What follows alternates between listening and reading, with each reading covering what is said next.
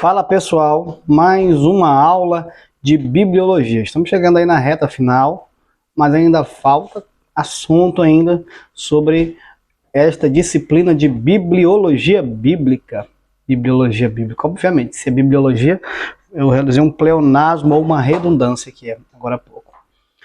Você já tomou nota, já anotou? Se você tem aprendido, não deixe de comentar, não deixe de dar seu like, sua curtida aqui na nossa plataforma do YouTube aqui, nosso curso de teologia. Nós falamos na aula anterior sobre a importância de estudar a palavra de Deus, de ler a palavra de Deus. E eu gosto do que John MacArthur diz, que ele, quando fala que uma razão para estudar a Bíblia é que a verdade estará ali. Então, se você procura a verdade, então você está no lugar certo, porque a palavra de Deus é a verdade. Ou seja, em uma carta ele diz, continua dizendo que a verdade sobre Deus, a verdade sobre o homem, a verdade sobre a vida, a verdade sobre a morte, a verdade sobre você e eu, a verdade sobre os homens, mulheres, crianças, maridos, esposas, pais e mães, a verdade sobre amigos e inimigos, a verdade sobre como você deve se comportar no trabalho e até mesmo em casa. E até mesmo a verdade sobre como você deve comer, beber, como você deve viver, sobre como você deve pensar. A verdade está ali, toda ali. Que recurso maravilhoso nós temos. Por isso, aproveite a Bíblia, porque toda a verdade que você precisa está contida nos textos sagrados, está contido no cânon sagrado, na palavra de Deus. Não existe outra verdade fora dela. Somente Deus é a verdade. Deus ama tanto a verdade que ele chama a si próprio de a verdade. Ele diz, eu sou o caminho, eu sou a verdade e eu sou a vida. Por isso, a importância de você estudar a Bíblia. Quando uma pessoa diz que não precisa estudar, que ele não precisa buscar conhecimento, eu tenho muita dificuldade de engolir essa pessoa, de ouvir essa pessoa em seus sermões.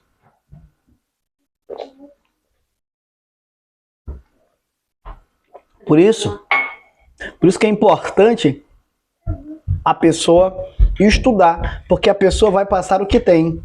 Nós só passamos o que temos. Nós só transmitimos o que temos. O Espírito Santo, ele não ensina ninguém. O Espírito Santo é nosso lembrador. Jesus disse que ele vos fará lembrar. Se você não sabe de nada, o Espírito Santo vai te lembrar disso, que você não sabe de nada. E é por isso que é importante a gente estudar. E estudar, porque estudar requer trabalho. É um trabalho bem delicado estudar. Por quê? Porque, afinal de contas, você tem que sentar aqui, você tem que me ouvir, pegar papel, pegar caneta, e a gente sistematicamente, a gente passo a passo vai estudar as Sagradas Escrituras. O mais importante que andar com a Bíblia na mão é ter ela gravada na tábua do seu coração. Mais importante, muito fala, o pessoal já não anda mais com a Bíblia. Para mim tanto faz a pessoa andar com a Bíblia em mãos ou não. Para mim, isso não revela que a pessoa é crente, andar de terno, gravata, enfim, não revela nada. Para mim não importa se a pessoa ande com a Bíblia ou não. O que importa é que a pessoa tem ela gravada no seu coração, tem ela plantada na sua alma, tem ela. Por quê? O próprio salmista vai dizer, escondi a tua palavra no meu coração para eu não pecar contra ti. Então, para mim, mais importante do que andar ela na mão ou debaixo do braço, no sovaco, é ter ela guardada no coração. Ora, olha o que o Claudianor de Andrade vai falar. Ora, andar com a Bíblia para onde quer que vá não revela santidade, nem que você é um leitor voraz. Olha só, gente. Vou repetir mais uma vez. Andar com a Bíblia para onde quer que vá não revela santidade, nem revela que você é um leitor voraz, um leitor assíduo. Todo estudante não é estudar a Bíblia como literatura. Estudá-la-emos como a palavra de Deus. Se assim não a acolhermos, de nada nos adianta exaltar-lhes os predicados literários que há nela. Para o Claudianor, foi-nos ela entregue para que reconheçamos Deus como ser supremo por excelência e o seu unigênito como nosso suficiente Salvador. John MacArthur diz: devemos ler a Bíblia sem pressa, com frequência e oração. Devemos ler a Bíblia sem pressa, com frequência e oração. Eu lembro que em 2008, quando eu comecei a ler a Bíblia, de forma voraz, e eu lembro que a primeira Bíblia que eu li foi uma livro com linguagem de hoje, né? O nome dela, Bíblia com linguagem de hoje, era uma linguagem mais acessível. Me ajudou muito, mas assim, eu não gosto mais dessa linguagem atualizada. Eu gosto da linguagem antiga, de como ela é mesmo, que beira o original.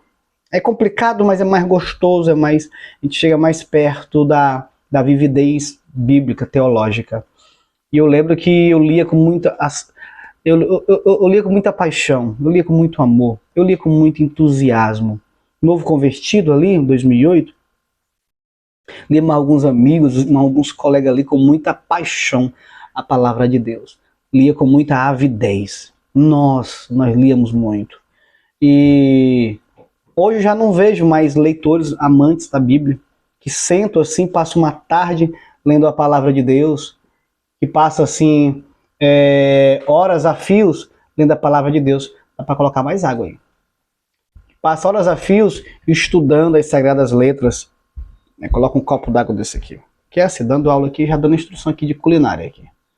Um copo d'água desse aqui.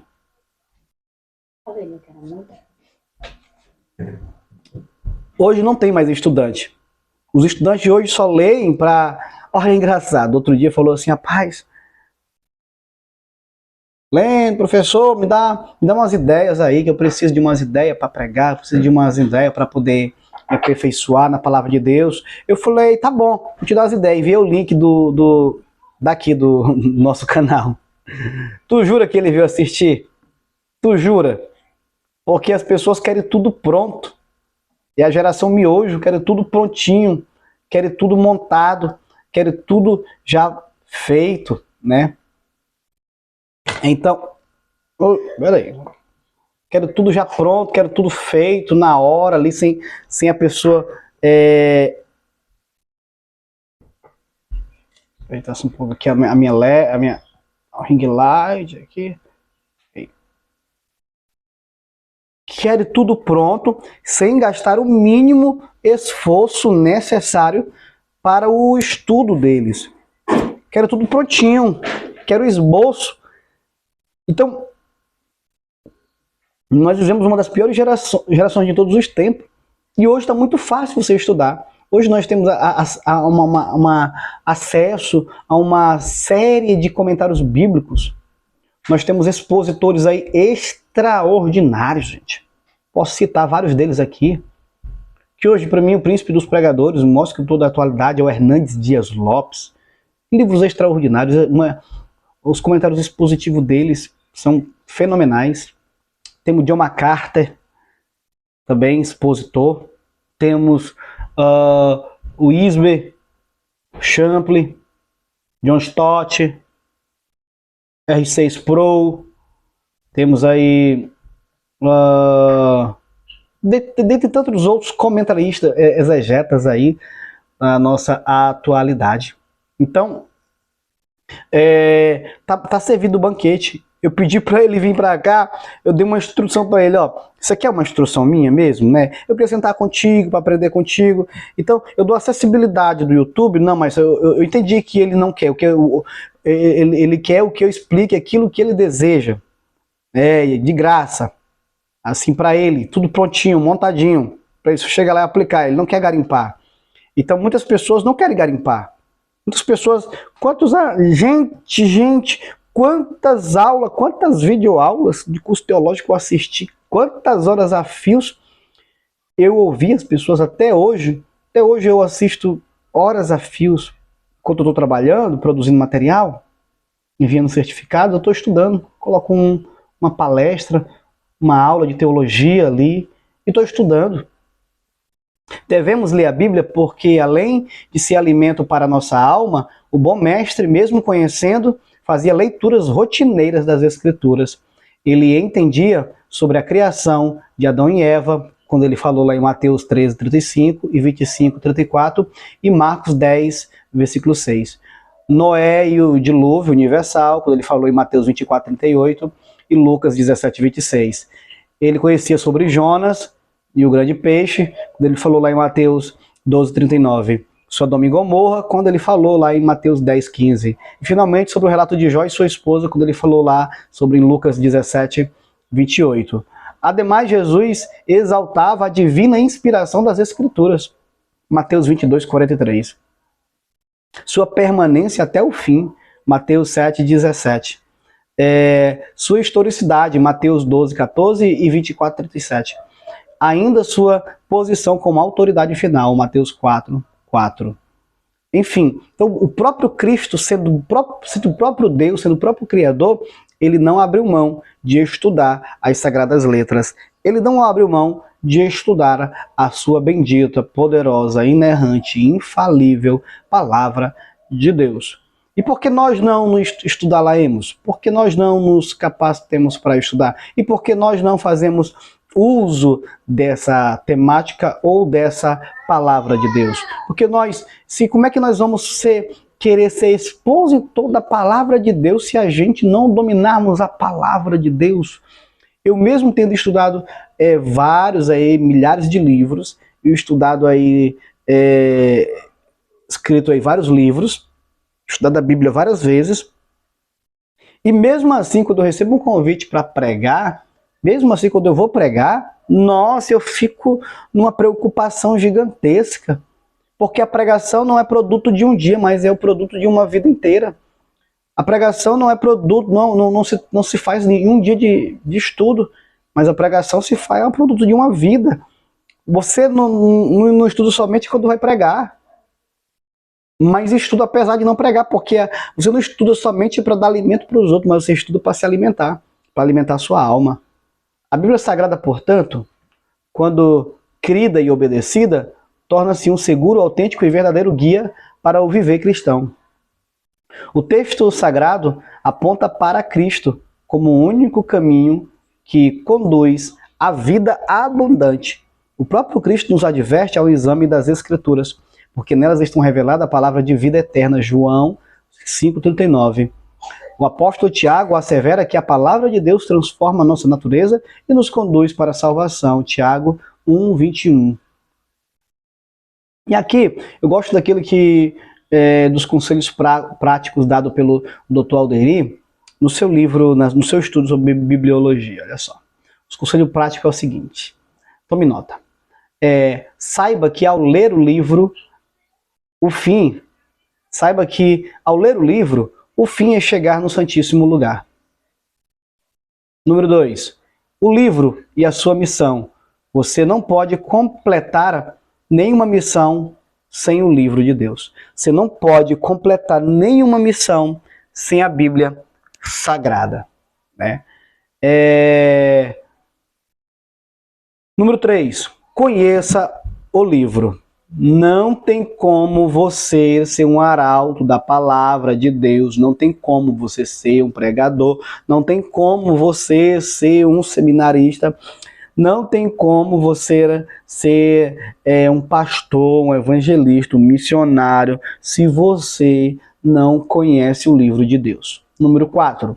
Características especiais do livro. Ele é doce, é maravilhoso quando a estudamos. Ele é amargo, pois é muito grande a nossa responsabilidade em divulgá-la. O vômito do livro. Temos que pregar o livro para outros e fazer o maior número de seguidores de Cristo. Número 5, olha só. Torne-se amigo do livro. Torne-se amigo do livro. Isso aqui é muito. Torne-se amigo do livro e demonstre seu amor pelo autor. Torne-se amigo do livro e demonstre seu amor pelo autor. Né? Então não tem como você não se criar afinidade e você não amar o autor do livro pelo qual você está lendo. Não pregue simplesmente para ganhar eminência, para ser visto, para ser notado, para ganhar fama por status. Pregue porque você ama o autor do livro pelo qual você está pregando. Não tem como você pregar o livro se você não conhece o autor. Se você não tem intimidade com o autor. Diante disso, encontre o livro no templo, como Josias encontrou. Ache o texto da sua vida, como Jesus em Lucas 4,18. Não viva sem o livro como Paulo. Organize os livros no seu coração, como Lucas. Ponha o livro na arca do testamento, como Moisés e Josué. Escreva o livro de novo no seu coração, como Moisés, em Êxodo 32, 34. Esquadrinhe o livro que profetiza de seus dias de graça como profetas antigos. Compare-o com o livro, mira Pedro 1,10. Cheque os textos do livro, como os bereanos. Conheça os escritores do livro, foi o que nós trabalhamos. Conheça cada um dos quase 40 escritores que escreveu o livro, o texto sagrado. Leia e ache o que tem no livro sobre a sua missão. Conheça as coisas importantes do livro. Número 6. O que você deve fazer para com o livro? O que você deve fazer? Vou lhe dizer agora. Ame o livro como Davi. Leia o livro como Jesus. Medite no livro como Moisés, que meditou dia e noite, andando, caminhando, sentado, deitado. Cumpra o livro como Samuel. Abra o livro como Daniel. Peça a revelação do livro como o etíope. Profetize o livro como Jeremias. Cante o livro como Ana e como Moisés cantou. Ore o livro como Davi. Escreva o livro como o evangelista João. Pregue o livro como Pedro. Atualize o livro como Isaías. Veja o cumprimento do livro como João Batista. Aprenda a ler o livro como ordenou Jesus. Alegre-se e sinta cheio do Espírito Santo quando ouvir as revelações do livro, como Lucas e Cleopas, no caminho de Emaús. Portanto, esse é o livro extraordinário. Leia ele, busque ele, medite nele. Não seja um pregador forreca, não seja um pregador meia tigela, não seja um pregador banal, seja um pregador incomparável. O desejo de Deus é que nós cresçamos na graça e, sobretudo, e também no conhecimento, que nós venhamos falar a doutores, que nós venhamos falar a mestres, que nós venhamos falar a doutos de qualquer matéria de sabedoria, que nós não venhamos nos envergonhar diante da palavra de Deus, que nós venhamos ser obreiro aprovado, que maneja bem a palavra de Deus, que não tem de que se envergonhar. Infelizmente, vivemos numa geração infelizmente, uma geração sabotada que não domina a palavra de Deus. Na verdade, eles só conhecem a pregação que eles pregam.